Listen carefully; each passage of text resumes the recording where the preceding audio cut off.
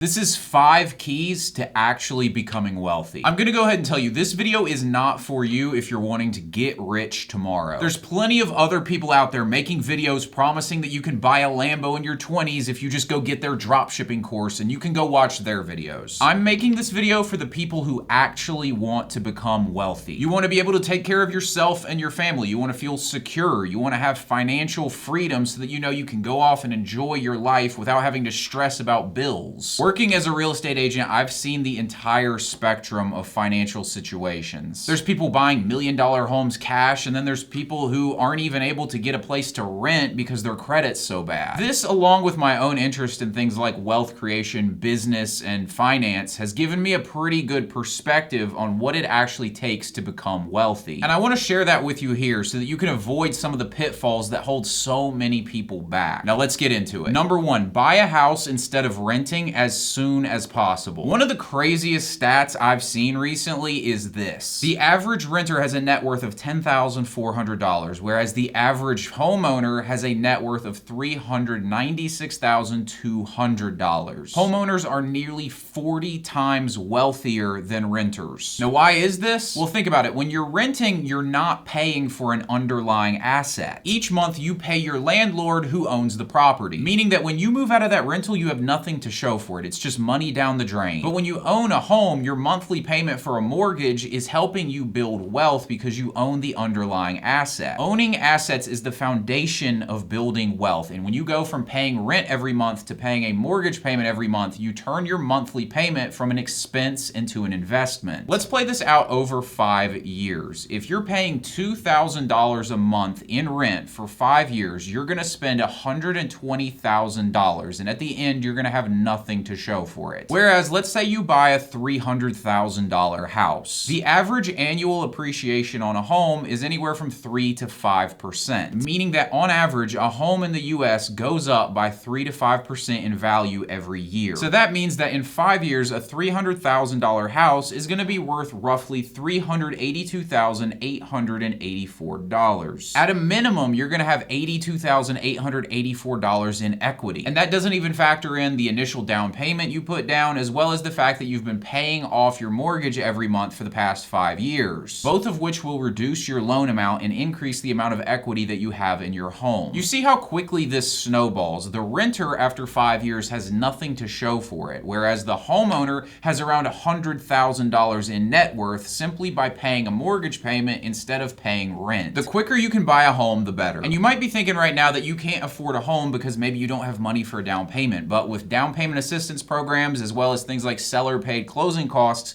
most people who have good credit and a good income source can get into a home. I'll cover those subjects in more detail in another video, but if you're in the position where you're thinking about buying, you can go do your research on those things right now, and you'll see that there are a lot of options out there if you don't have the money for a down payment. Number 2, do a budget. This is one of these things that just doesn't sound sexy, so nobody mentions it in a YouTube video. It's a lot easier to tell you to start a drop shipping business, but this is basic financial discipline, and it's extremely important. Only about 38% of people do a monthly household budget, which, in no surprise, honestly, is pretty close to the number of people who pay their credit card bill every month on time, which is around 35% of people. I guarantee you the people who are doing the budget every month are way more likely to be paying their credit card bill on time every month as well. This is just common sense. You have to know where your money's going if you want to be able to take care of it. And in the past, I've screwed myself over by not doing a budget as well. Those of you who were with me back when I was doing YouTube full time might remember when I lived in Houston, Texas for a while. I was running my YouTube channel full time. I had a coaching business that I was working on building to bring in the money. And at the time, because I didn't have enough proof of income, I was living in Airbnbs each month. I remember it was literally the last day that I was in the Airbnb that I had rented for the month, and I needed to make money so that I could pay for the next Airbnb I was gonna live in. I had 2 clients scheduled to pay me that day, and they were gonna pay me a total of, I believe it was $3,500. And with that money, I was gonna be able to cover my expenses for food and things like that, as well as pay for rent. But predictably, both of them canceled the service that day, meaning that I did not have the money to pay for rent. I was absolutely just in shock. I could not believe the situation I'd found myself in life. I'm from North Carolina. I'm living in Houston, Texas, trying to build this business, and suddenly I can't pay rent, and I'm about to be homeless for a while. In disbelief at my situation, I was just like, okay, like, what did I do wrong to get in this situation? Obviously, my business was not performing performing nearly as well as it needed to, but were there other things I could have fixed? And I decided I was going to do a budget for probably the first time in my life. So I sit down and I do this budget, and very quickly I can figure out why I'm about to be sleeping in my car. And it's because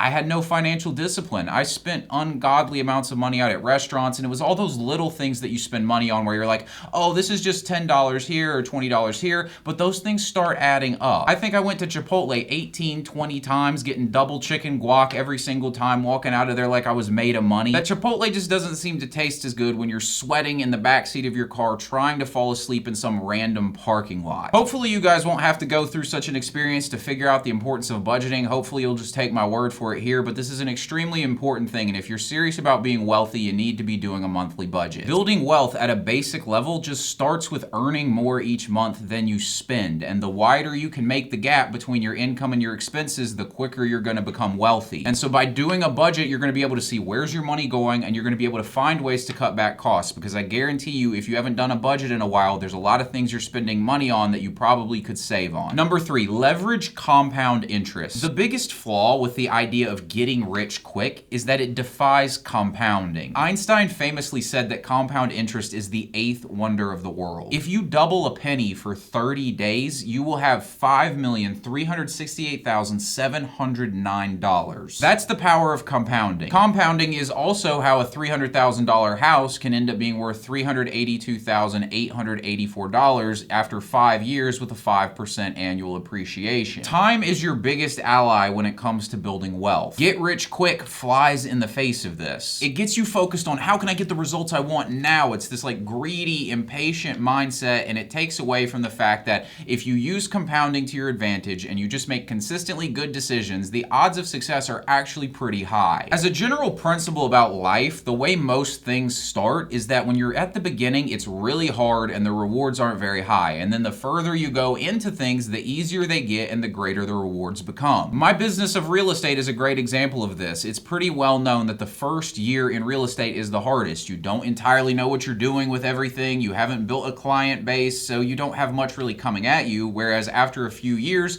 it gets to the point where business starts coming to you and past clients are referring you business and you really understand the process, and it seems like money just starts flowing towards you and you don't really have to work nearly as hard to get it. And wealth is the same way. Warren Buffett's former business partner Charlie Munger once said that the first $100,000 is the hardest to earn. That's because at the very beginning you have no compounding in your favor. You have no momentum. It's hard to get things off the ground. But if you stick with it, compounding starts working for you and things get easier and easier. If you only have a couple $1,000s to your name, it's probably hard for you to grasp the power of compounding because you just can't see it working immediately with the money that you have. But you have to trust that if you do this over and over again for a long period of time, it really pays off. In life in general, if you just stick with things long enough, you get to the point where it becomes way less effort and way more reward. So how do you capitalize on compounding? With money, it means stick to an investment strategy. If you want to invest in real estate, be consistent with it. Do it over and over again for several years. Keep buying properties and watch how it starts to compound on itself. If you're an employee, it means maxing out your 401k and reinvesting the dividends so that you can quickly grow that investment pile. Put your money to work for you through investments, and compounding will do the rest. This also makes becoming wealthy much easier. It's not about picking some crypto that's going to go up 10,000% tomorrow, because that's basically impossible to predict. It's about making sound financial decisions consistently over time and then just watching compounding do the rest. Number 4, live simply when you're young. What do you think the number one kind of car driven by self-made millionaires is? Do you think it's a BMW, a Mercedes, a Land Rover? If you guessed any of those, you'd be wrong. It's a Toyota. The goal is to be rich, not look rich. And I know this is hard to deal with in our social media culture where it looks like everybody's really successful and you feel the need to go out and prove that you are successful too. I've been a victim of this in my life plenty of times. But what you have to realize is that most of the stuff that you're seeing online is fraudulent. Most of these people driving luxury cars and going on lavish vacations are broke. They're spending all their money trying to make you think that they're successful instead of actually being successful. And honestly, when you think about it, it's pretty sad. They need other people's validation so badly that they are going to destroy their financial futures to try and get it. This mindset of living simply is especially important when you're young. If you make good financial decisions in your 20s and 30s, you will set yourself up for a great life. Whereas if you make bad decisions, you're going to be paying for it for the rest of your life. Let's use compounding again as an example. Assuming an 8% annual return, if you invest $250 a month starting at 25,